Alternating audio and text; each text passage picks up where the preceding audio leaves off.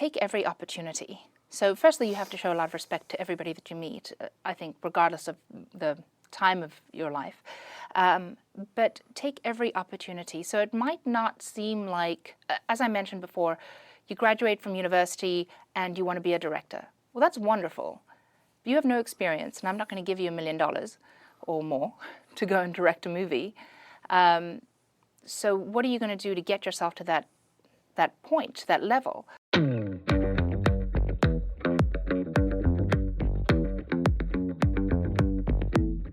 This episode is brought to you in part by our friends at WeWork. The reason I chose to have an office at WeWork is based a lot on flexibility.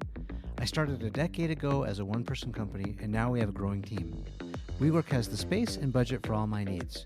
From hot desks for one to a full office setup with multiple people, I can scale up or down whenever I need. I also love the community and other small business and entrepreneurs who work here. It's super collaborative and everyone is in the same boat, willing to help each other out. If you're interested in a tour, visit WeWork.com, search by your city and zip code for a WeWork near you. Now let's get back to our episode. Hi, I'm Tosca Musk with Passionflix, and you're watching Behind the Brand with Brian Elliott.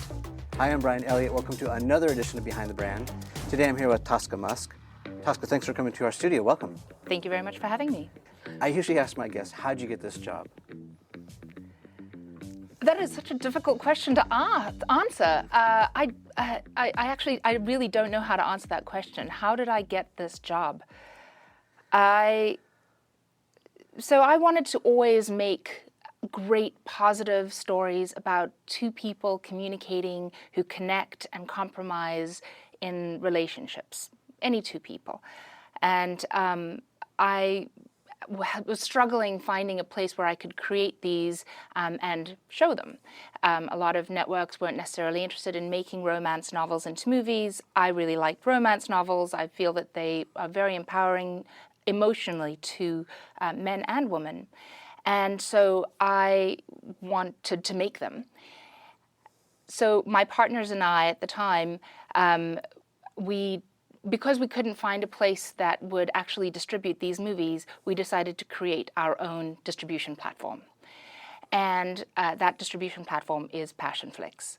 So basically, it's like a Netflix for women, focused on taking best-selling romance novels and turning them into movies and series. And we release them alongside curated content from the studios that we license as well, very specific movies that we all love. And so that's how I have this job. I needed to distribute content that was that resonated well with me. There was nowhere else for it to go, so I created the platform. That was excellent. Let's go back in time a little bit to young Tosca when you were growing up. What did you want to be when you were a little girl, thinking about what you'd do as a career growing up? What did you want to be when you grew up? Well, when I was about 4 or 5, I watched Xanadu with Olivia Newton-John. Sure.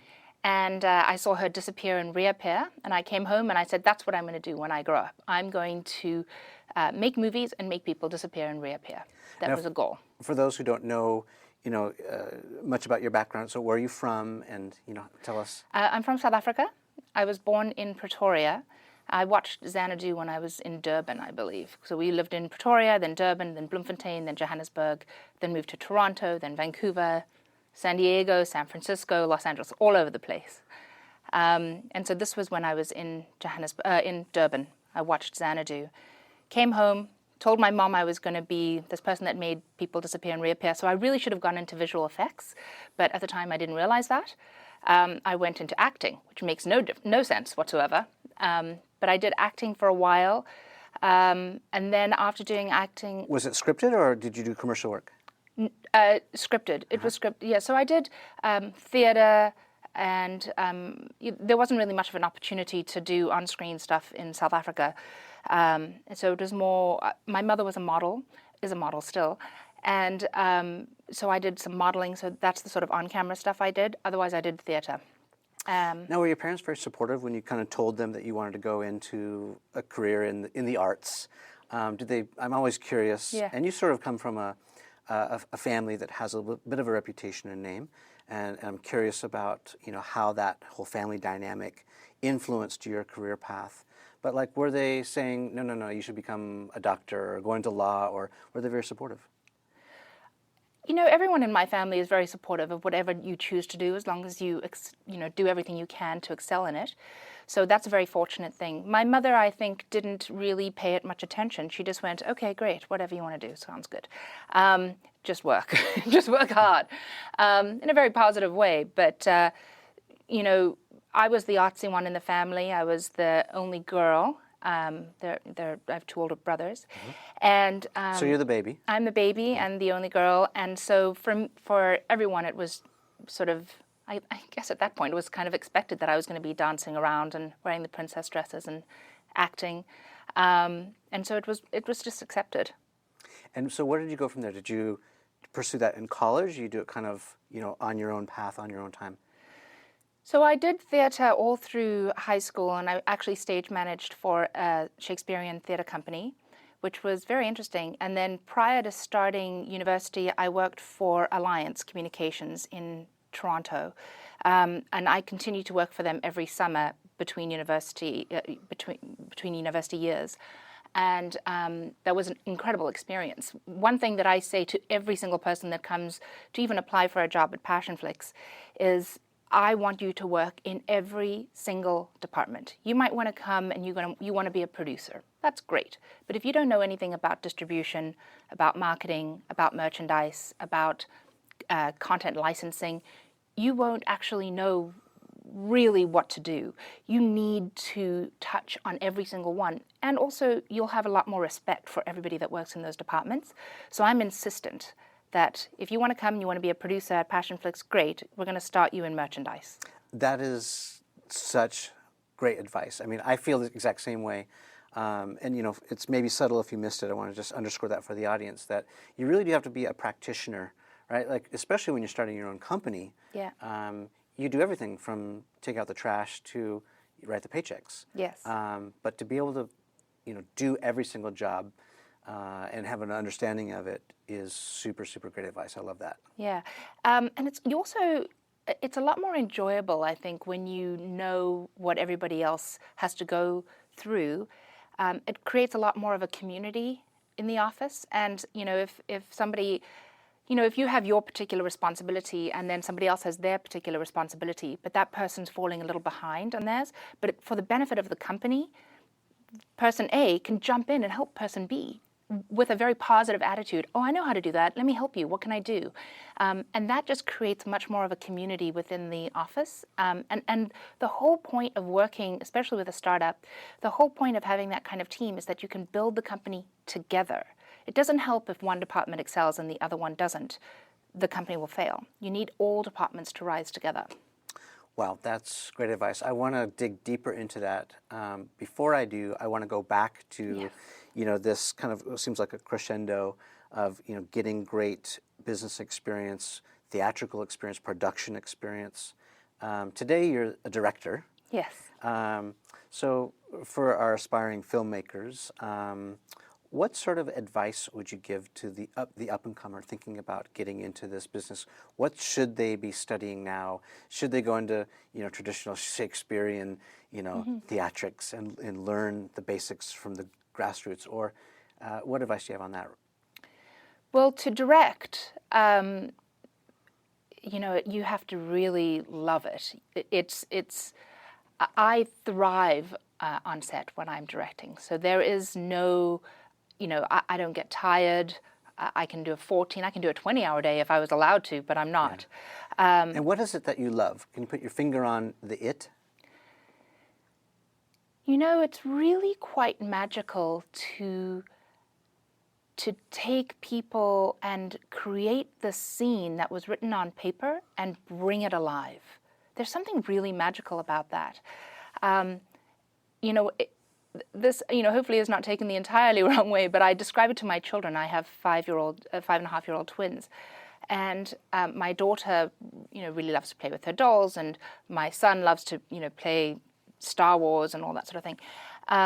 And when I describe it to them and they said, why do you always work? And I go, well, work is kind of play to me, much like you like to play with your dolls, and you create scenarios with your dolls, and you have this fantasy world that you come up with when you make up stories with the princesses and the, Darth Vader, whoever it is that you're playing with, it feels like the same for me. I get to go and play with all these really enthusiastic people and willing people to create this story.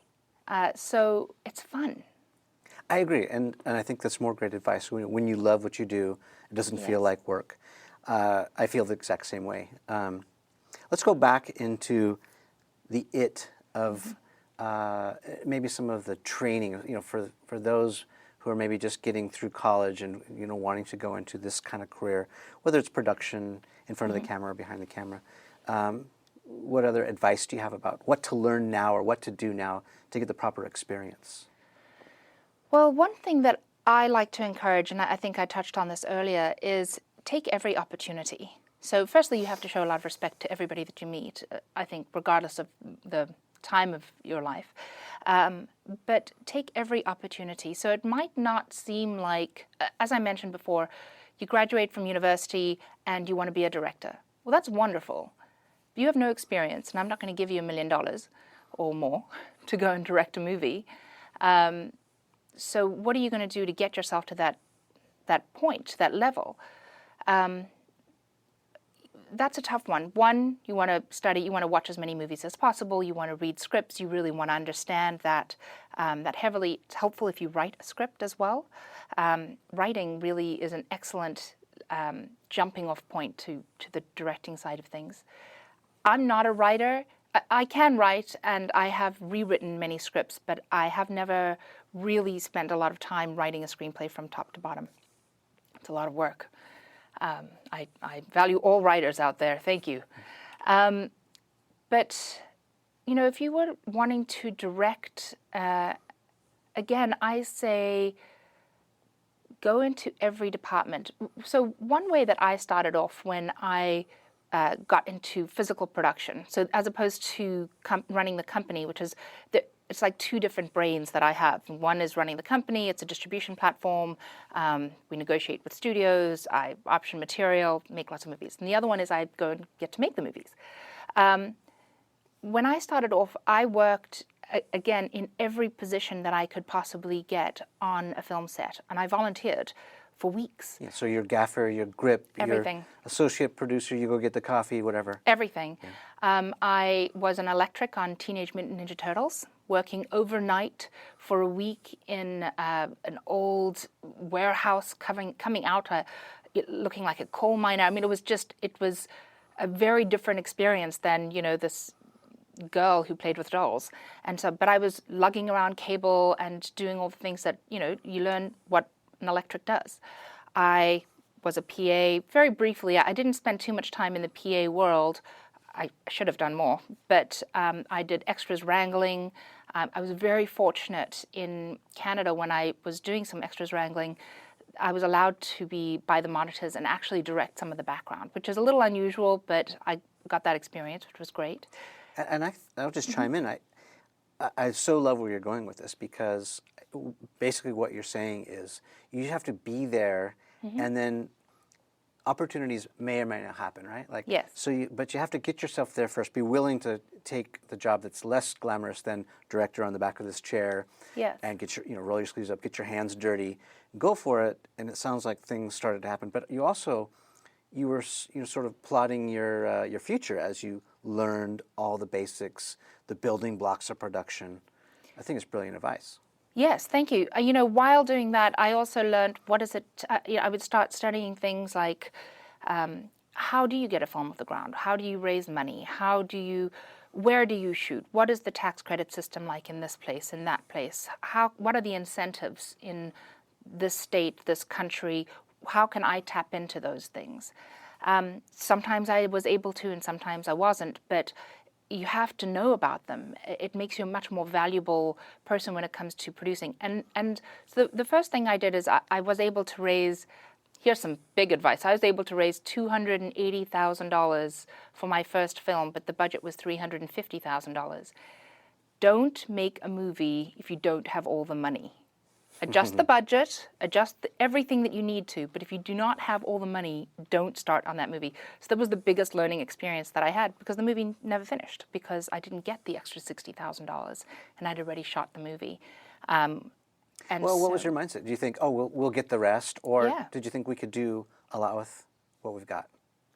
No, if I had thought that I could complete the movie with $280,000, knowing now, I mean, I did this at 24.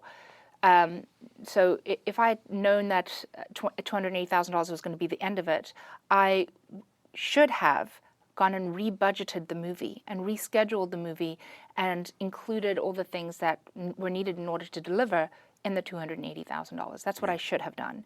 I did not. I was a director on that one. I'm also a producer, and I had another producer on it. And we were just so green at the time, and we were just so excited about it. And of course, when you're 24, $280,000 is a lot of money. Now it's a lot of money. Anytime it's a lot of money.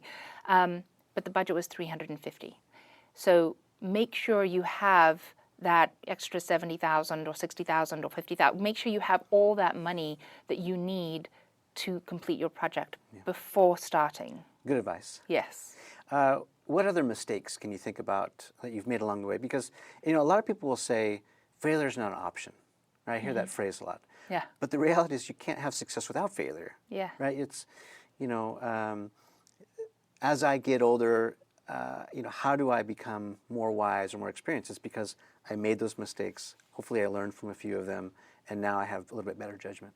Can you think of any other standout experiences that really taught you something? Yes, well, I also say failure is not an option. But, I think that's also a definition of failure. What is failure? Failure to me is quitting and stopping to do it entirely. That's failure. And if I choose to quit and stop doing it all entirely, then is it really failure, or have I just chosen to do something else? So I think that it's all in the definition of failure. But mistakes, I mean, there's so many little bumps along the road. One is, surround yourself with people that know more than you do. I think everyone's heard that before. It is extremely valuable to have people who really know what they're doing supporting you. But also make sure that those people are there to support you and not to do something for themselves. Which, everybody's going to do something for themselves. But, for example, I have a phenomenal DP. He's in his 60s. He's amazing. He's done 6 of the movies that I've done for Passionflix, or 5 of the movies. And I will continue to work with him. He's such an amazing person. He's very collaborative. He can make everyone look beautiful. He is extremely experienced. But he respects the hell out of me. And he would never challenge me if I said, this is how we're going to do it. And he would go, great, that's how you're going to do it. We're all on board. Yeah. And he will make sure that his entire team is all on board with how I want to do it. And I suspect he respects you a lot as well. Absolutely. No, he has a massive amount of respect for me, which I think is really important. Yeah. And I respect everything that he does. So if he says, that's going to be very difficult, I'm not going to be able to do it, this is my reasoning for doing it. The time's not allowing us to do it. I don't have that kind of equipment, but I can try to do it this way. How about this? Mm-hmm. And he'll always come up with a solution, and it's really valuable. I've also worked with DPs, all of whom are very nice people, but I've worked with DPs who, while they're out there to work with you as a director and they're trying to get this film done, they're also shooting for their reel. And I'm sure you've heard that before too.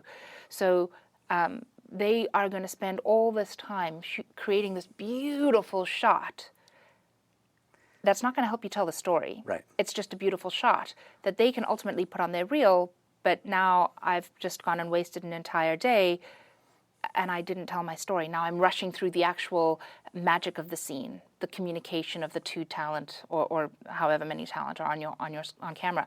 So you need to be able to focus on the meat of the story, and then you can focus on how beautiful you want to make it or how those extra shots are going to be done.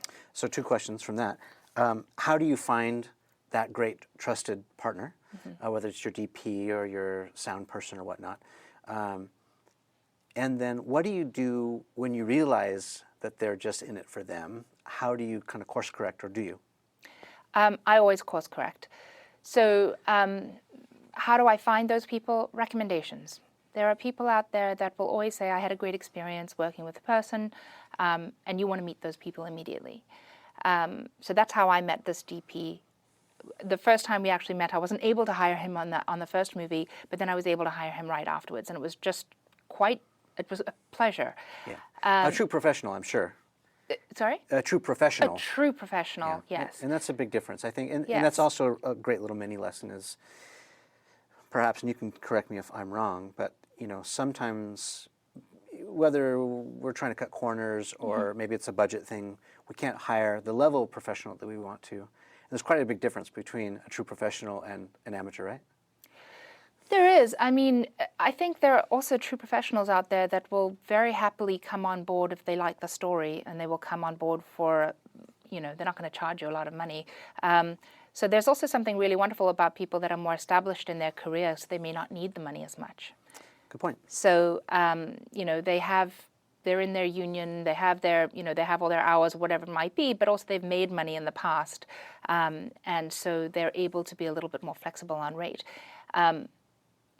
So I would say always go for the top and see if you can convince them, and then, not necessarily say work your way to the bottom, but just always strive for the top, for the best people, the person that you really think is going to be able to help you tell the story. Right. But make sure as a director that you get along with them. That's the number one thing. It can be somebody who's just out of school, who has a great eye and they're really good at their job. But if you don't get along with them and they don't have the right level of respect for you as the director, you're screwed. Yeah, another good point.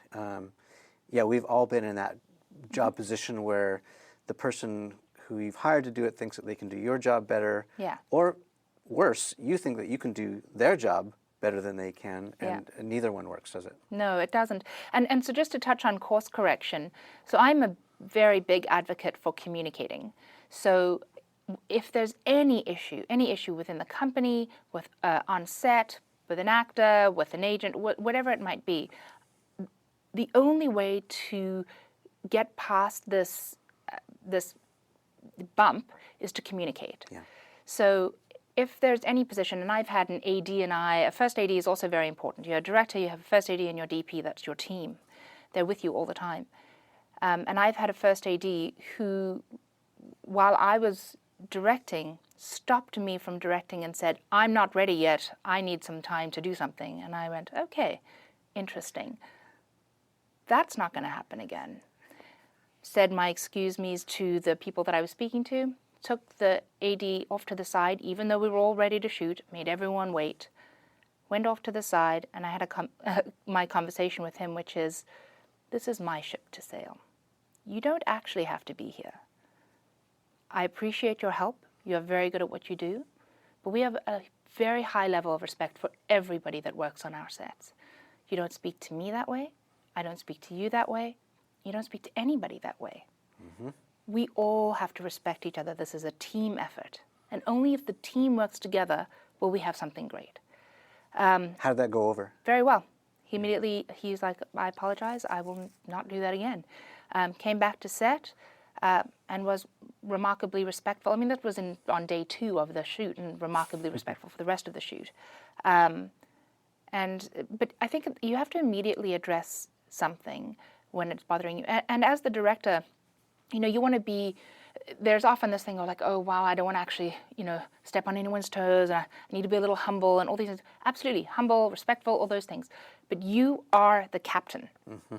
You have to make those decisions. And whatever your decision is the one that goes. So you have to stand by it. Obviously, listen to the people around you if you're unsure, but stand by it and follow through. So, like, great, that was perfect, we're moving on. Are you sure we have something else to do? Nope, I'm moving on. Okay, well, we could have done this. I heard you, we're moving on. Yeah. And you move on. Decisiveness. It's very important. Yeah. And that's great advice, whether you're a CEO of a company or in some sort of management role. Mm-hmm. It sounds like you take full responsibility for the success and the failure. Yeah. It's your call. I love that. That's awesome. I want to learn more about, how Passionflix works, but because, well, I guess what I'm more curious about is how you arrived there, because I'm sure you didn't just say, okay, we're just doing this. Well, I believe it was that over tuna fish sandwiches, yes. Well, that's fair. But maybe I ask it this way.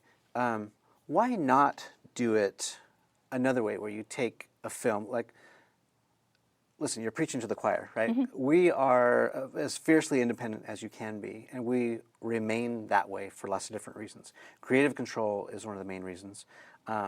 I can list 100, but for just the sake of discussing it, so why not produce this film? You've got it greenlit for the budget, and then you take it and you're trying to sell it to a studio. What pushback have you gotten, and why not go that route? Why go the sort of the reinvent the wheel route? Well, so it's not actually as simple as go and make this film and then sell it to a studio. The number of middlemen in between that who will take everything from you are a lot. Now let's name who those, is this distributor? And producers, reps, sales agents, distributors, the studio itself.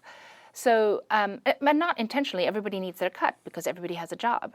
So, if you're making a movie and you're using this movie as some way to market yourself and you don't care about ever getting any money back, then sure.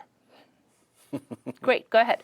But you raise money, so you as the individual, as the producer and director, are going out there and you're raising money from your friends and family. Generally speaking, a studio is not going to give you money to go and make the movie if you've never made one before. That there are exceptions, absolutely, to that rule. But for the most part, we're all out there struggling to raise money to put together our films. So you go ahead. Do you have I was going to ask, just jump in here. So have you gone to your family and asked for funding? No. Because I wanted to ask that advice Yeah. too. I'm on the same page. I don't hire my friends and family. Yeah. I don't work with them, and I never ask for money. Yeah. For obvious reasons. But I wanted to, you had mentioned you go to your family for money, but No, in general. Well, so my very first film, Puzzled, both my brothers and my mother gave me money to produce my first film, which I think they gave to me as a sort of master's degree education. Like, we could send you to USC, or we'll give you money for this movie. That's basically what it was. I was going to ask, so what's your recommendation on that? Do you take it as a gift, or do you take it as an investment? Like, thank you for that, but I plan to give you a 10% return, or maybe weigh in on that. When I first raised money for my first film, I had the full business plan, a full ROI, everything was planned out, how we were going to market it, how everything was done. And I sat down in a boardroom and I presented it to my family. So you did it all professional, as if... Extremely professional. They were all like, wow, that's actually quite impressive. And I think I was 23 at the time. So why did you decide to do it that way? Because that's a very deliberate decision. Well, if you're going to learn, you have to do it the right way always. So even now, every single day, I continued to work on our business plan for Passionflix. I was working on our new deck until midnight last night. You continually revise and review everything that you're doing to make sure that you actually understand the business. So the wonderful thing about a business plan is you should understand it. Don't try and make the business plan for somebody else. Make the business plan for you. Yeah. I need to understand this. I need to know, how am I going to make this? How much is it going to cost? How am I going to get my money back? How am I going to market this movie? Who is my audience? All of these things are really important, and they go in a business plan. So if you as an individual know these things, you are leaps and bounds ahead of everyone else. So. I was going to say another great example, and it's subtle too, is you sort of pitched to a very safe audience. Even though you did it very professionally and all buttoned up, it's maybe a great little page from your playbook that other people can use is you were ready, but you also pitched in front of an audience that you knew was somewhat sympathetic or empathetic to your cause. I was shocked that they gave me money. I was absolutely shocked. I actually did not expect them to do it. I thought they would introduce me to somebody else. But what a great place to get all the wrinkles out. Yes. Right? Like to experiment. Yeah. Use it as your laboratory. Yeah. That is fantastic advice, actually. Yeah. Okay, so that you got a little bit of funding for that, and then... For my first film, yes. Yeah. Instead of going to university. Oh, well, I went to university, but instead of getting a master's degree. Can I ask, too, because, and I would probably ask the same question from someone who comes from a family with a name like Musk. Is it easier or harder, do you think, with that last name? Is it a liability or is it an advantage? Well, You know, that's a very interesting question. And weirdly enough, no one's actually asked that before. They should.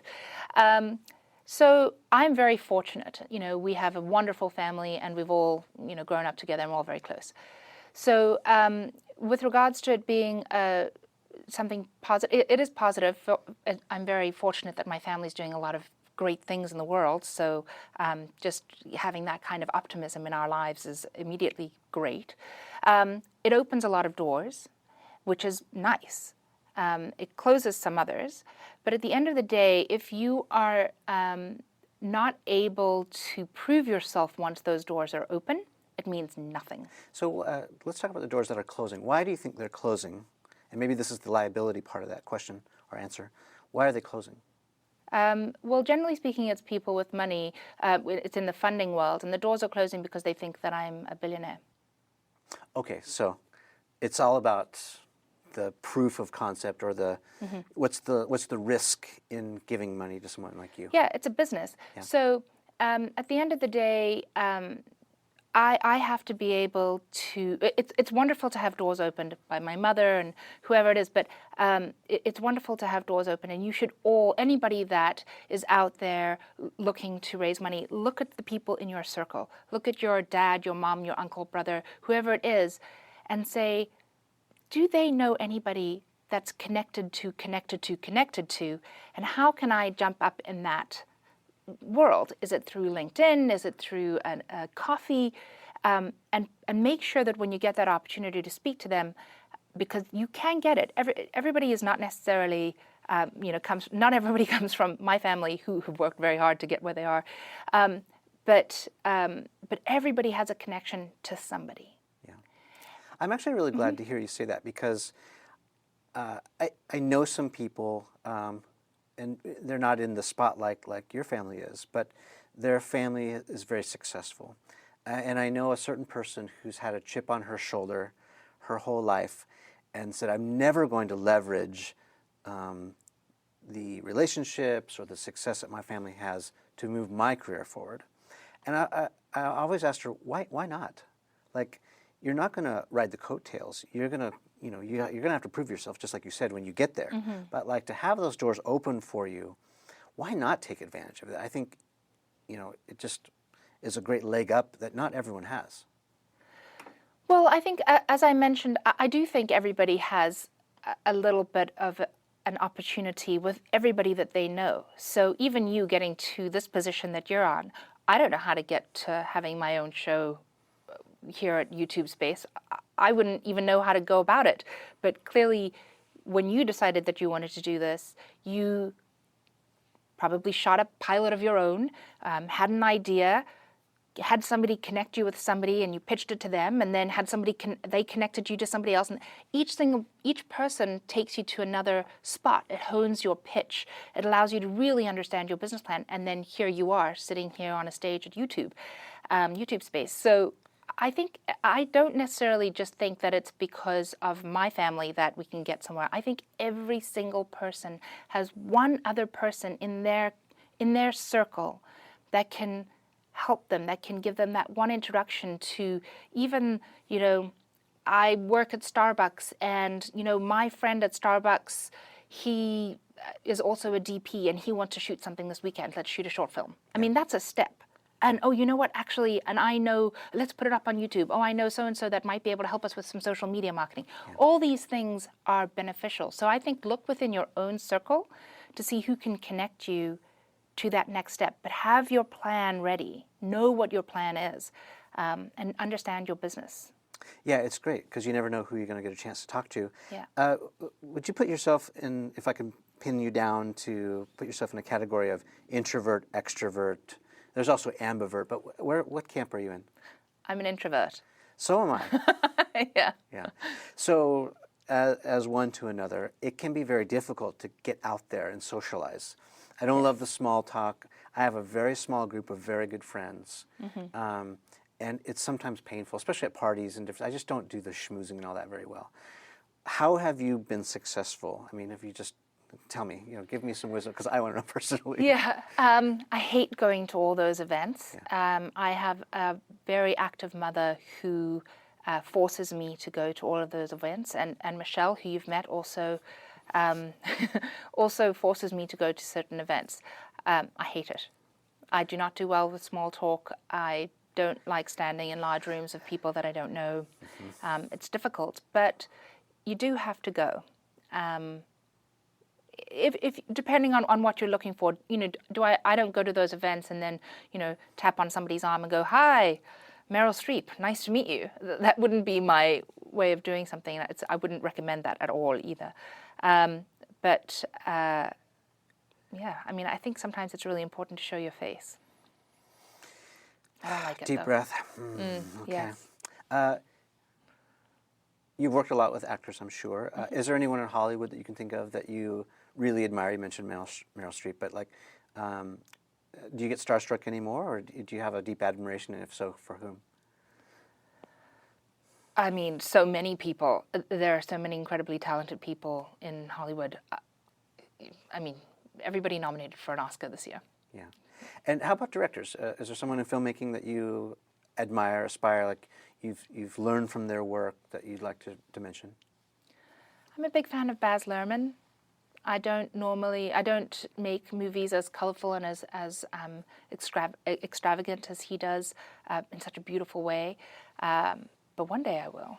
I find value in so many different directors, and that's why I say watch everything. Yeah. And there are so many wonderfully talented people out there. Well, that was going to be my follow-up question: is where do you go for inspiration? So a lot of times, I'll see things out in daily life, whether it's nature or, an urban environment. But how do you get inspired? I'm very fortunate. I feel like I wake up inspired every day. I have 2 beautiful children that help me to see the world in a very different place each day, who are excited about life. So I think children really help you. I would say I'm pretty inspired in general every day.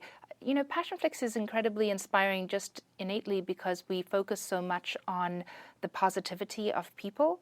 And so when you concentrate each day on showing people in a positive light and looking at the positive outcomes of something and reading a story that has a positive relationship and a positive ending, I think in general, I'm just inspired to bring those stories to light. I think there's so much negativity out there in the world, and we spend so much time focused on negative content, that I firmly believe that there is a place for positive content, and we need to have that. And positive is not religious, so I don't make religious content. There are companies that do that, and they do very well. My content is any religion, any sexuality, any age group, any ethnicity. I want them all. Love is love. Let's make things that are very positive. Let's show people in a positive role.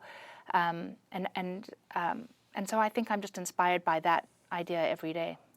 And so, great, I'm on the same page with you. But let's dig into a little bit deeper of why that has become basically your life, your mission. Mm-hmm. Why is that so important to you? Again, I think I touched on it. There are so many stories out there that are wonderful stories, but they're ultimately negative. They show people in a bit of a negative light, show people coming from a negative space or a depressed space or a sad space. And while those are all very valid stories and they need to be told, I don't want to watch them because it brings me down. And I feel that there's so much out there that focuses on the negative side of things, that we need positive content. People see people do. I want people to watch content and feel inspired and empowered to say the things that this character would say. That there's a lot of value in them speaking and coming from a positive place. Do you think that that desire, that mission is influenced a lot from you being now a parent? Very possibly, yes. Create a better world for your kids? Yeah, absolutely. I'm fortunate to have a boy and a girl, so I can see, how each one is affected by male and female influence and nature versus nurture, and they're twins, so they're like boy and a girl, like nature, definitely. I do think that having children changed my outlook on life. I'm a lot lighter. There's, at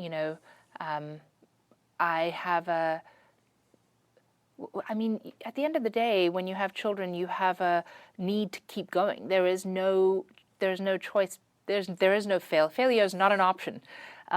You have to keep going every day. You have to wake up. You have to feed them. You have to get them to school. You have to get them changed. You have to make sure all these things are taken care of because you are responsible for 2 lives, and you want to make sure that they're brought up with a positive outlook in the world too. So I think, yes, there you go. Yes, I guess it did affect me in a more positive way. So final thoughts, final words of advice to people who want to sort of go their own path like you've done. What would you say?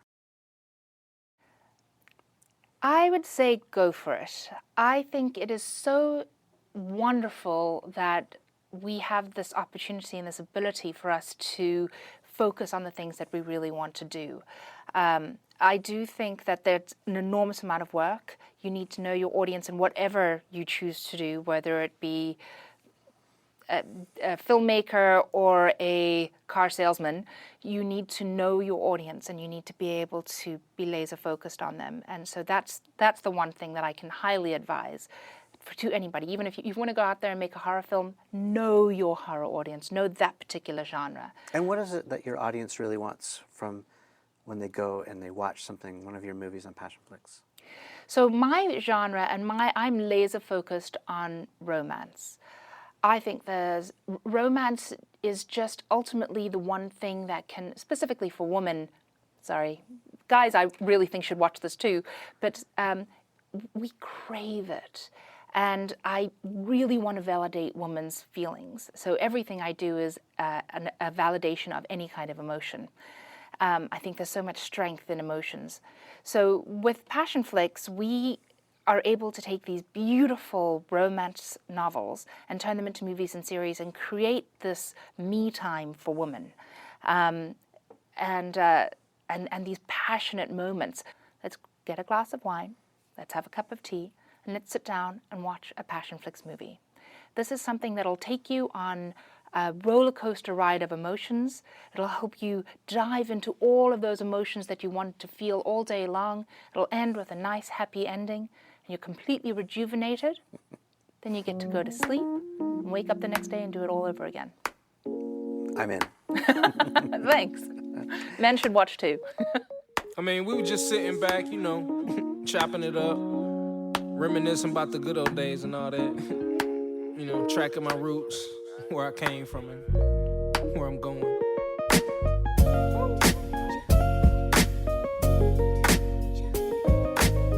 But like I say, man,